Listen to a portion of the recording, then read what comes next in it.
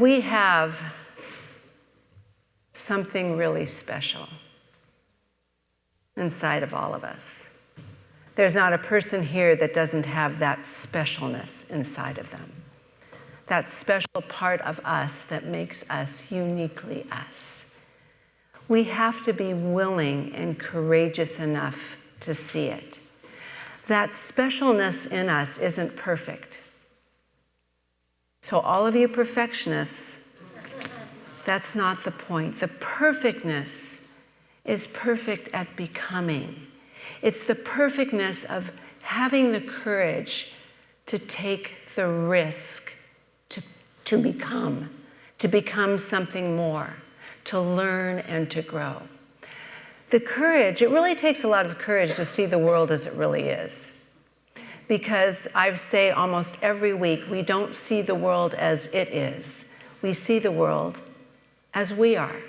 All our experiences, our beliefs, our cultural training, our race conscious, collective consciousness beliefs really affect the way we see life in the world. And it takes a lot of training for us to be able to open up to a greater vision. We have these tinted glasses on that affects the way we perceive things. And once we take these tinted glasses off, which hold our beliefs, our experiences, our trainings, and all that, we can see this amazingly vibrant and beautiful world around us. It takes courage to do that. I don't know how you define courage, but for me, it's the willingness to take the risks.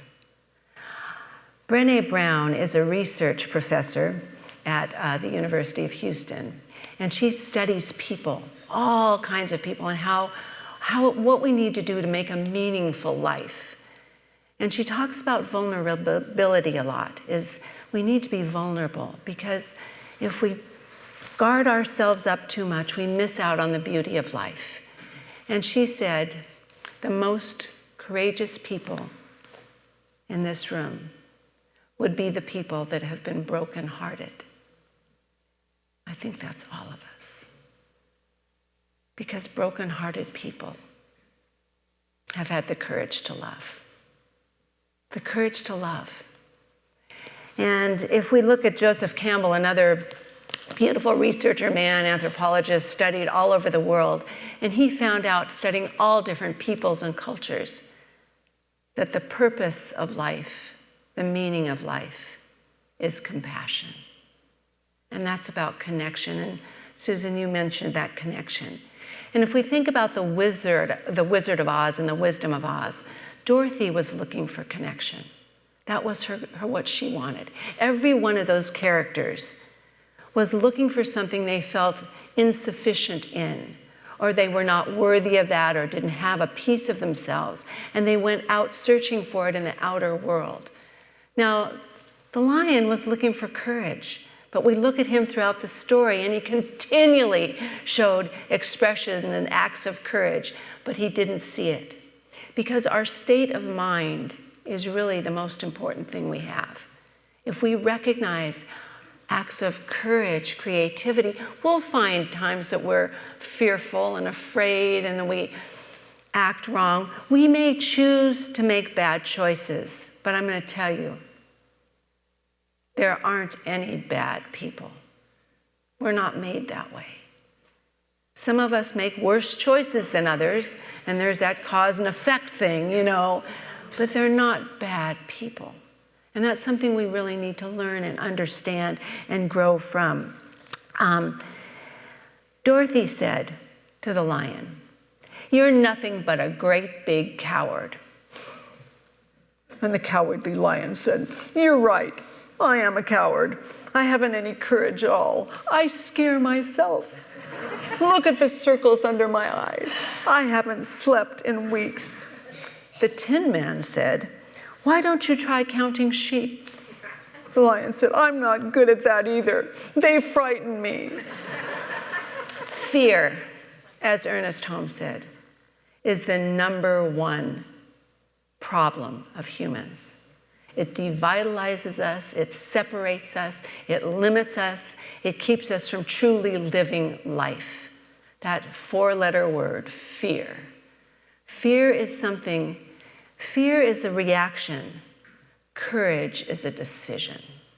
So you and I get to decide how we're going to approach life.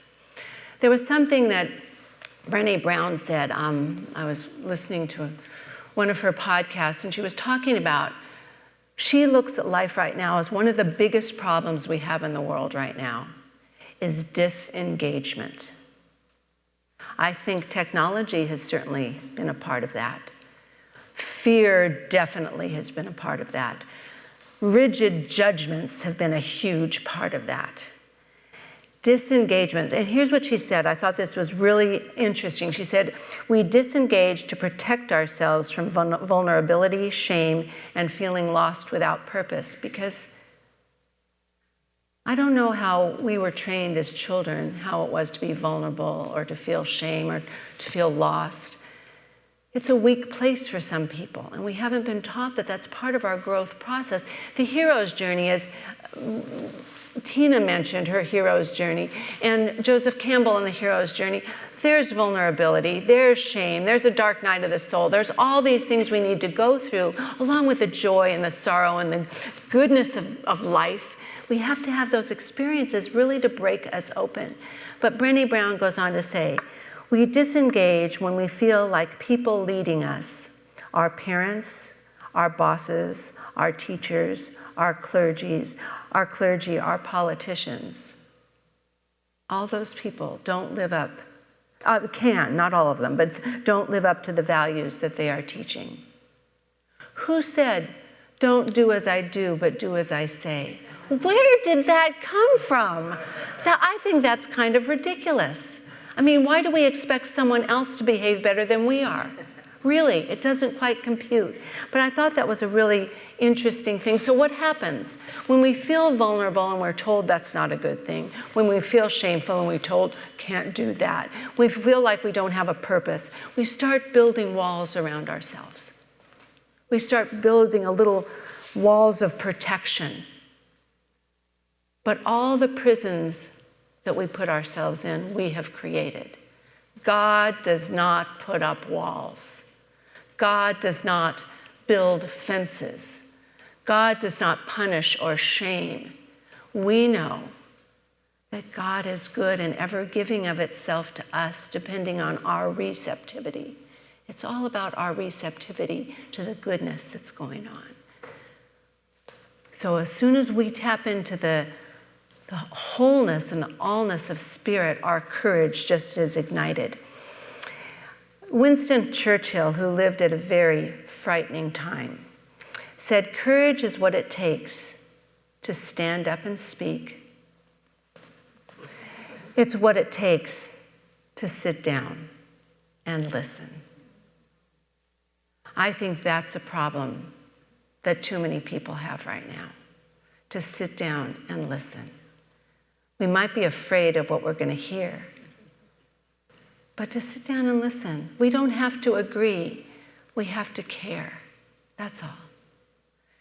And I love that. And he said, seeing often has as much to do with your ears as it does with your eyes.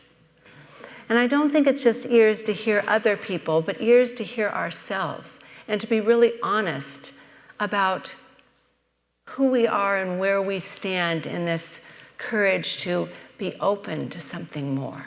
Courage to see our blind spots, because everybody has a blind spot. It was Aristotle who said, an unexamined life is not worth living. So a challenge I give all of us this week as we're talking about courage is the courage to look in the mirror and to see not the outer, the physical, but what's going on inside. And there's a few questions to ask ourselves that would help us on this journey of courage and uncovering the beauty and the magnificence and the wonder within. Ask yourself, where in my life am I allowing fear to make my choices for me? What do I really need to see here? Why am I fighting to be right instead of being open? You know, we're born for connection, as we mentioned before. And when we put on these tinted glasses, they can make us feel separate, forgetting that we're all in this together. There's only one energy, one life that's God, and we're all part of it. And our job is to be that individualized expression of spirit. That's why we're here. So if we take off those glasses, we can see how connected we are, not just to each other, but to the whole earth. There's something I'm sure you've all seen this week, but I'm going to play it again anyway. Because in a world that's pretty topsy-turvy right now, pretty charged in division and separateness, there's something that brings us all together. This was a clip, I'm sure most of you will know what it is, that was shown on all the news stations, whether it was a conservative news station, a middle news station, a left, it didn't matter. This was a clip that was shown over and over again. That is a clip from a neighbor near us, and millions and millions and millions of people have seen it. Okay, let's hit it. It's about the 3 little eaglets.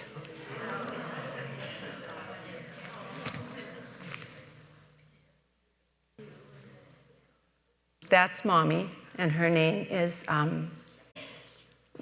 Jackie. I was thinking Julie, it's Jackie. She's a very good mom.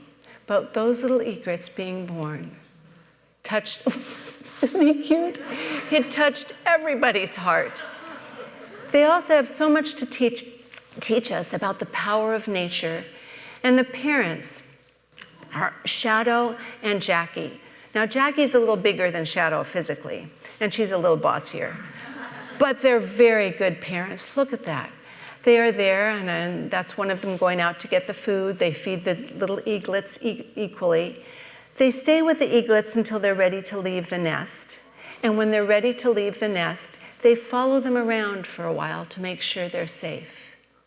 And then when they're safe, they let them go. They give them their wings and they give them their roots. That united everyone. The connection of seeing the amazing beauty of nature at work. Now, these bald eagles happen to be wonderful parents. Not all animals are the best parents, but we choose our parents. So you know what? It's whatever you get. But these little eaglets were so lucky, and there's a 3rd grade class that's going to name them. So there's a lot of connection that goes with all of this. There was some other thing that we did this week that brought a lot of connection too. And it was Sharon Rest, she's part of the Ocean Institute in Dana Point. And she told us that there was a whale blessing going on. And did we want to come? And it was just last minute. And so we can show that picture too. So we went down right behind the Ocean Institute to the little harbor down there. And the indigenous people, their names are the Achiman, did a blessing to the whales, because this is the time of the whales' migration down the Southern California coast. And these are the indigenous people from the coasts of Orange County, San Diego, Los Angeles, and some of them went into Riverside also, but they've been here. And their chants and their praying was so beautiful. And the people behind them were the Dana Point surfers, and they went out, and they all went out into the ocean, and they formed a beautiful circle out there. And they held hands, and they just floated as they were chanting and praying, blessing the whales. It brought tears to your eyes because it just how connected we all are, how beautiful it was. It wasn't a huge thing because just people at the Institute knew, so it wouldn't be too big down there, but it was a beautiful time to just remember to go into nature. And if we forget the goodness of God, we can just sit out there. There's another saying that is I thought it was an important saying for remembering to find the courage within us. Mind the gap was a statement that was found in 1969 on the walls of the London Underground. And it was a message to the passengers to be careful of mind the gap between the station platform and the train. Be mindful of the spaces. And I thought how interesting that is. Because spaces can be good. Spaces in our mind are ways that the messages of spirit come through. Spaces in the music make the music what it is. Spaces in our own time to take care of ourselves is beautiful. But when we have too many spaces in our relationships, in our connections, we have too many spaces because of our judgments, because of our choices, whatever it is, we create a world that can be separate. We need to realize, be very aware of our spaces we're creating in our mind, in our heart, and what we're doing out to create this world, to make ourselves, we make the world a better place by making ourselves better people. And I'm an introvert, so I don't always have enough energy to be out doing things all the time. So I don't make all the connections I want to make in life. I really don't. I don't have enough energy. I need quiet time to rebuild. I look at people that have energy to be around and do everything. I'm like, oh my gosh, how beautiful. That's not me, but I love it. We have to be really aware of who we are and where we need our spaces and what to do with them. So I think if we're transforming fear into faith, because faith is what overcomes fear. Ernest Holmes says, fear brings us limitation, faith brings us expansion. So you can even feel if you're in fear or faith, something bigger. Fear brings out doubt. Faith gives us confidence to be something more. So on this journey of life, we need to, for sure, be aware when we're in fear and have the courage, the vulnerability, take the risk to move through it, as Susan said so beautifully, or plug into that something greater. That's what's going to give us the courage and faith to live this rocky, smooth, beautiful, courageous life that we've been given. Be empty of worrying. Think of who created the thought. Why do you stay in prison when the door is so wide open? Move outside the tangle of fear thinking. Live in silence. Flow down in always widening rings of being. And please repeat after me. I'm alive. I'm alert. I'm enthusiastic. I look good. I feel good. I am good. I'm courageous. I live life fully. I love my life. And so it is. God bless you all.